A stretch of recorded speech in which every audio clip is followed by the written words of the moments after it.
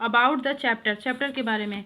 A.R. William is the writer of this chapter, इस chapter के राइटर, discovering truth the saga continues के writer हैं A.R. Williams. This chapter is regarding the last heir of the great pharaoh dynasty Tutankhamun. ये chapter last hair, अंतिम उत्तराधिकारी, जो टूट था टूटन खामून, वो अपने राजवंश का अंतिम उत्तराधिकारी था, क्योंकि उसके बाद अब उसके वंश का कोई भी राजा नहीं बना, क्योंकि टूटन खामून की मृत्यु 19-20 साल की उम्र में हो गई थी और उसका कोई बच्चा भी नहीं था। तो उसके मृत्यु के साथ उसके वंश की भी मृत्यु हो जाती है, अब किसी दूसरे वंश का राजा बनता है, क्योंकि उसके वंश में अब कोई नहीं बचा था। He died in his teenage after ruling for 9 years. वो टीन एज होता है 13 से 19 साल के बीच का जो समय होता है उसको बोलते हैं टीन एज, किशोरावस्था। तो वो किशोरावस्था में ही मर गया था, यानी 18-19 साल में ही वो मर गया था। और उसने 9 साल शासन किया था, मतलब 10 साल का होगा, 8-9 या 10 साल का होगा तभी राजा बन गया था, और 19 साल तक जाते जाते उसकी मृत्यु हो गई थी। His death gave birth to a mystery, इसलिए उसकी जो मृत्यु है वो एक मिस्ट्री है, अनसुलझा रहस्य है, कोई नहीं जानता कि इतनी कम उम्र में उसकी मृत्यु क्यों हुई। This chapter talks about all the possible mysteries, और किस कारण से उसकी मृत्यु हुई होगी वही सब बातें इस चैप्टर में डिस्कस हुई हैं। The cause where his tomb is lying, उसका टॉम्ब जो उसका कब्र है वो कहाँ पे था। His whole life and finally his death, उसकी पूरी ज़िंदगी कैसे बीती और उसकी मृत्यु कैसे हुई। The chapter gives all the facts and information about the death of tweet, ये जो चैप्टर है ये ट्यूट के लाइफ के बारे में और उसकी मृत्यु के बारे में सारी इंफॉर्मेशन देता है। अब है समरी, सारांश।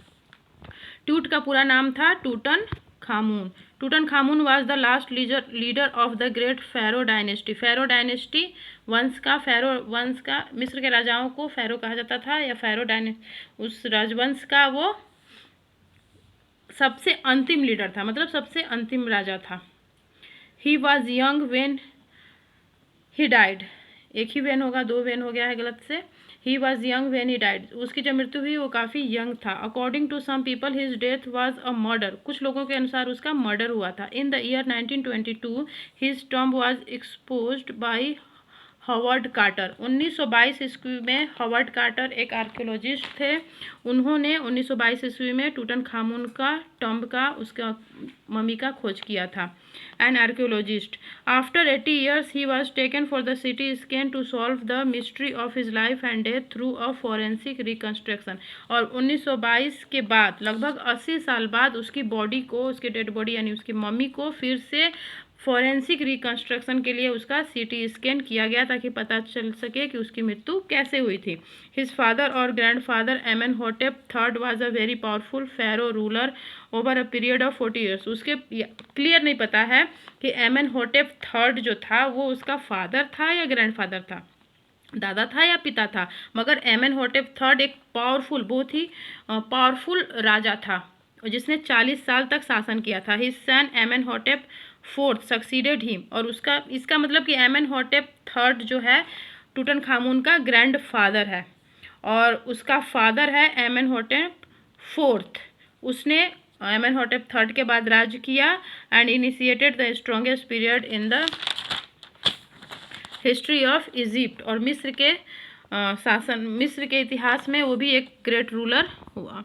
His name change to Akhenaten which means servant of Athens, और ये जो है उसका जो फादर है टूटन खामून का फादर एमेनहोटेप, उसने अपना नाम आखेनाटन रख लिया, उसने अपना नाम चेंज कर दिया। आखेनाटन मीन्स होता है सर्वेंट ऑफ एथेंस, एथेंस का servant. He change the religious capital from Thebes to Amarna, और उसने अपना कैपिटल, राजधानी भी थीबिस से एमरना कर दिया।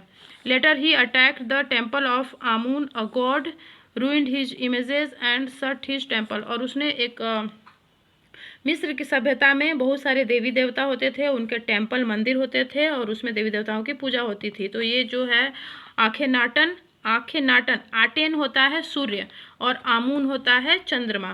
तो उसने चंद्रमा जो देवता, आमून मतलब चंद्रमा देवता की जो पूजा होती थी उसको बंद करवा दिया, उनके इमेजेस, उनकी मूर्तियों को तोड़ दिया और उनके टेम्पल्स को बंद कर दिया। और उसने अनाउंस किया कि अब सिर्फ आटेन देवता की पूजा होगी। आटेन यानी सूर्य देवता की, मतलब चंद्रमा देवता की पूजा नहीं होगी, सिर्फ सूर्य देवता की पूजा होगी। इसीलिए आटेन मतलब होता है सूर्य देवता, इसलिए अपने नाम चेंज करके आखेनाटन रख दिया। आटेन अपने नाम में लगा दिया था, यानी सूर्य का पुजारी। Tutankhamun set on the power and rules for 9 year. उनके बाद आखेनाटन के बाद उसका बेटा टूटनखामुन राजा बना। एक्चुअली टूटन आटेन उसका नाम रखा गया था, मगर टूटनखामुन फिर से अपना नाम चेंज करके आटेन से टूटनखामुन कर लिया था। उसने फिर से आमुन देवता की पूजा करवाना स्टार्ट कर दिया था। उसके बाप ने आमुन देवता की पूजा बंद करा करके आटेन देवता की पूजा स्टार्ट करा दी, और टूटनखामुन फिर से आटेन देवता का बंद करा करके आमुन देवता का पूजा कराना स्टार्ट कर दिया। इसलिए अपने बाप का दिया हुआ नाम चेंज करके आटेन से आमुन कर दिया, टूटनखामुन। When Tut's mummified body was found, he had lots of gold and wealth. जब टूट की बॉडी मिली, उसकी मम्मी मिली, तो उसके साथ बहुत सारा सोना और धन भी मिला। Carter got him after so many years. बहुत सालों बाद कार्टर को उसकी मम्मी मिली थी, मतलब बहुत साल से कार्टर मम्मीज़ की खोज कर रहा था, और खोज करने में बहुत सालों बाद उसको सक्सेस मिला और उसको टूटनखामुन की बॉडी मिली। After conduction of research on the treasures he plan to examine his 3 nested boxes. Many parts of the treasures in the tombs were already misplaced. और फिर उस पर, और कार्टर ने उस पर रिसर्च करना स्टार्ट कर दिया। उसके सारे ट्रेजर, जो भी ट्रेजर यानी खजाना, उसकी बॉडी के साथ बहुत ज़्यादा खजाना भी मिला था। उसका मैं एक वीडियो तुम लोगों को दे दूँगी, यूट्यूब पे बहुत सारे वीडियो है टूटनखामुन के खजाने को लेकर के। उसका चेयर, बचपन का चेयर, बड़े होने का चेयर, 3-3 बेड थे, सब सोना के बेड और चेयर्स, और बहुत सारे खजाने के बॉक्सेस जिसमें ढेर सारा ज्वेलरी सब मिला था। और उसके 3 कॉफिन थे, तो वो सब का वो कार्टर ने एक अच्छा एग्जामिन किया, पूरा रिसर्च किया। His tomb was found rock cut 26 feet under the ground से, ज़मीन से 26 फीट अंदर एक बड़ा सा रॉक, पर्वत चट्टान को काट करके उसका टॉम्ब बना हुआ था, और उसके अंदर उसके कॉफिन को रखा हुआ था। Which also had some wall paintings, और उसके जो जिस रूम में रखा हुआ था उस रूम के दीवारों पे वॉल पेंटिंग्स भी की हुई थी। It reveals that he was suppressed in the month of March और अप्रैल। ऐसा माना जाता है कि मार्च और अप्रैल में ही उसकी मृत्यु हुई थी, क्योंकि उसके कॉफिन में ऑलिव के पत्ते मिले थे, और ऑलिव के फूल और पत्ते मिले थे। ऑलिव का फूल मार्च और अप्रैल में ही होता है। One of the coffin put Carter into trouble, और एक जो कॉफिन था, 3 कॉफिन थे, तो एक ने कार्टर को भी ट्रबल में डाल दिया, कठिनाई में डाल दिया था। The gums use to paste to the lowest of the solid gold coffin was toughening enough that made it impossible to displace. Tut की बॉडी के ऊपर जो एक पेस्ट लगाया गया था ताकि उसको कॉफिन से चिपकाया जा सके, वो इतना हार्ड हो गया था कि अब उसकी बॉडी कॉफिन से अलग ही नहीं हो पा रही थी। वो उसकी बॉडी को कॉफिन से अलग करना चाहता था ताकि उसको एग्जामिन कर सके कि कैसे उसकी मृत्यु हुई है, मगर उसकी बॉडी कॉफिन में जो लकड़ी का या मेटल का जो बॉक्स होता है उसमें एकदम से चिपक गया था। He put the box into the sun for numerous hours so that the resins loose up but the date did not work. उसने उसकी कॉफिन को धूप में रख दिया कि ताकि धूप में वो जो पेस्ट है, एक्चुअली वो गोल्ड से गिल्डेड कर दिया गया था, गोल्ड पिघला करके उसके ऊपर डाल दिया गया था और पूरा जम गया था। तो उसको गोल्ड को पिघलने के लिए उसने धूप में रख दिया कि ताकि कुछ पिघले तो उसकी बॉडी को बाहर निकाला जाए, मगर वो भी काम नहीं किया, धूप में भी वो नहीं पिघला।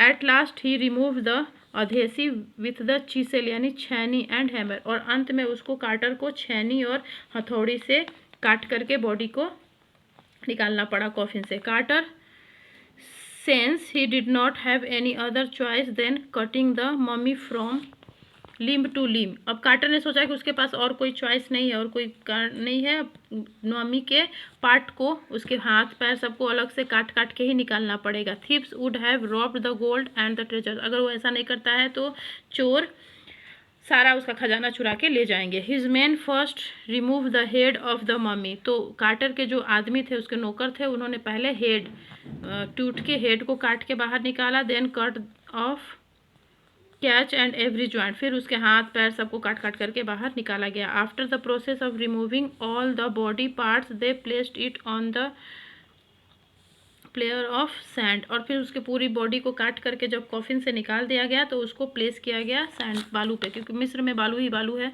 तो बालू पे प्लेस किया गया, रखा गया। They kept the parts in a wooden box and placed it at the original place, और फिर उसको एक वुडन के बॉक्स में उसके सारे पार्ट्स को ज्वाइंट करके मिला करके रख करके फिर उसको ओरिजिनल जहाँ उसकी जगह थी, जहाँ उसका ग्रेव था, वहाँ पे रख दिया।